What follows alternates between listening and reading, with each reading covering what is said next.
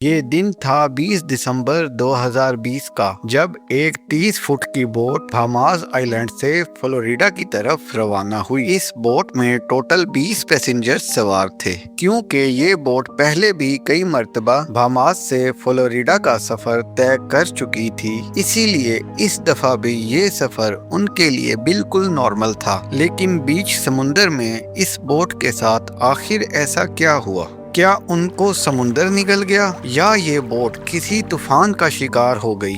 اگر کوئی انفارمیشن سامنے آئی تو وہ صرف اتنی تھی کہ بہاماس آئیلینڈ سے یہ بوٹ بالکل ٹھیک ٹھاک حالت میں نکلی تھی۔ لیکن اس کے علاوہ ایک اور اہم بات بھی تھی، اور وہ یہ کہ اس بوٹ کو برمودا ٹرائی اینگل سے گزرنا تھا۔ جب امریکن کوسٹ گارڈز کو اس بات کا پتہ چلا تو فوراً ایک سرچ آپریشن کنڈکٹ کیا گیا۔ یہ آپریشن سمندر کے اس حصے میں پورے 4 دن اور 4 رات تک جاری رہا۔ لیکن حیرت کی بات یہ ہے کہ اس بوٹ کا ایک چھوٹا سا حصہ تک نہیں ملا۔ راحیل مسٹری آرکائیو کی ویڈیوز میں ایک بار پھر سے خوش آمدید۔ ناظرین، ہم سب نے برمودا ٹرائی اینگل کی کئی سٹوریز سن رکھی ہیں۔ برمودا ٹرائی اینگل سمندر کا ایک بہت بڑا حصہ ہے جو اصل میں اٹلانٹک اوشن میں موجود ہے۔ یہ ٹرائی اینگل فلوریڈا سے برمودا آئیلینڈ اور پھر پورٹو ریکو سے ہوتا ہوا واپس فلوریڈا پر مکمل ہوتا ہے۔ اس ٹرائی اینگل کا ایریا تقریباً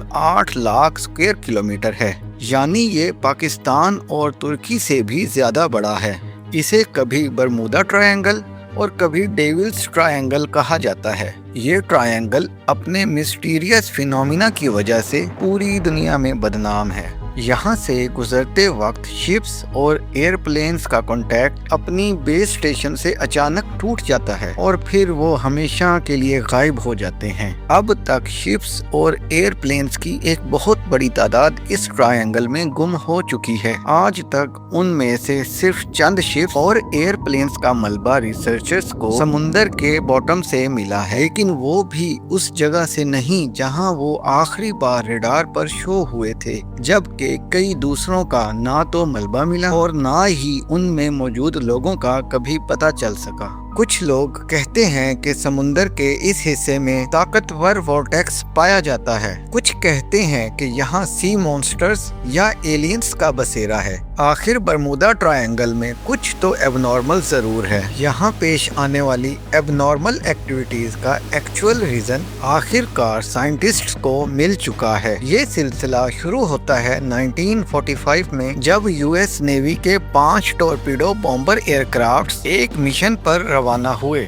ان 5 ایئر کرافٹس میں بیٹھے 14 لوگوں کے لیے یہ ایک روٹین پریکٹس تھی۔ لیکن برمودا ٹرائی اینگل کے ایریا میں داخل ہوتے ہی یو ایس نیوی کے ریڈار سے وہ 5 بومبر طیارے ایک ساتھ غائب ہو گئے۔ اس وقت ورلڈ وار 2 کو ختم ہوئے صرف چند مہینے ہی گزرے تھے، اسی لیے یو ایس نیوی کو شک تھا کہ شاید کسی دشمن نے ان کے جہازوں کو نشانہ بنایا ہے۔ ان کی تلاش میں ایک اور نیوی ایئر کرافٹ بھیجا گیا، لیکن حیرت انگیز طور پر وہ بھی برمودا ٹرائی اینگل کے ایریا میں پہنچتے ہی ریڈار سے اچانک غائب ہو گیا۔ اس طرح نہ ان 5 بومبر ایئر کرافٹس کا کبھی پتہ چلا اور نہ ہی ریسکیو جہاز کا۔ یہی وہ واقعہ تھا جس کے بعد دنیا بھر میں برمودا ٹرائی اینگل کو خوف کی نگاہ سے دیکھا جانے لگا۔ لیکن اس واقعے سے تقریباً 10 سال پہلے کچھ ملتا جلتا واقعہ ایک اور جہاز کے ساتھ بھی پیش آیا تھا۔ فرق صرف اتنا تھا کہ اس دفعہ لوگ بچ گئے تھے۔ 19 سالہ ٹوئنز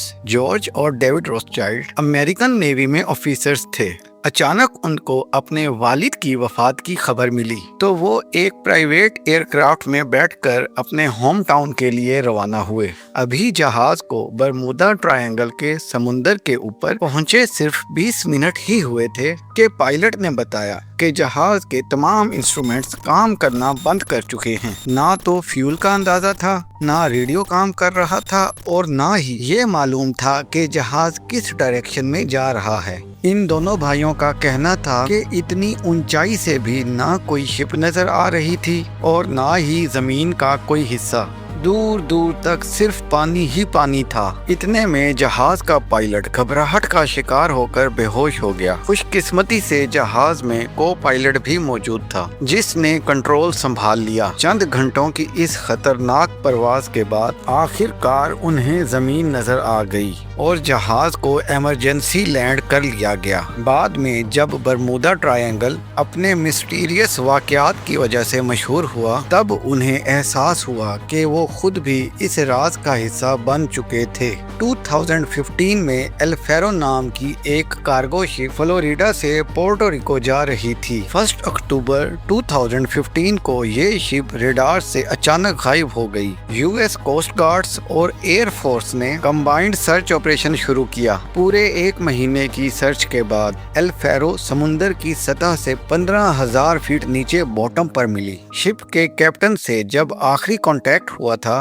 तो ऐसा लग रहा था कि शिप में पानी भर चुका है। ये एल फेरो से होने वाला आखिरी कांटेक्ट था। 23 फेब 2017 को टर्किश एयरलाइंस की फ्लाइट TK-183 को क्यूबा के शहर हवाना में लैंड करना था। इस रूट की वजह से उसे बरमूदा ट्रायंगल के ऊपर से गुजरना था। अचानक पायलट ने कंट्रोल टावर को रिपोर्ट किया कि जहाज बिल्कुल एबनॉर्मल बिहेव कर रहा है। पायलट ने फौरन फ्लाइट का रुख बदला और हवाना की बजाय डलिस एयरपोर्ट पर जहाज को लैंड करके 440 पैसेंजर्स की जान बचा ली। इस किस्म के कई और इंसिडेंट्स बरमूदा ट्रायंगल की हुदूद में पेश आ चुके हैं। इनमें से कई इंसिडेंट्स रिपोर्ट हुए जिनकी लिस्ट विकिपीडिया पर मौजूद है, लेकिन कुछ इंसिडेंट्स ऐसे भी थे जो कभी रिपोर्ट ही नहीं हुए। 1967 में एक अमेरिकन बिजनेसमैन जिसका नाम बुराक था, वो क्रिसमस वाले दिन अपनी लग्जरी याट में मियामी बीच की सैर को निकला। थोड़ी देर बाद बीच गार्ड्स को उसकी कॉल मिली कि उसकी याट किसी सख्त चीज से टकरा गई है। जब गार्ड्स वहां पहुंचे तो ना तो याट का कोई पता था और ना ही बुराक का। उसकी याट की समुंदर में किस चीज के साथ टक्कर हुई,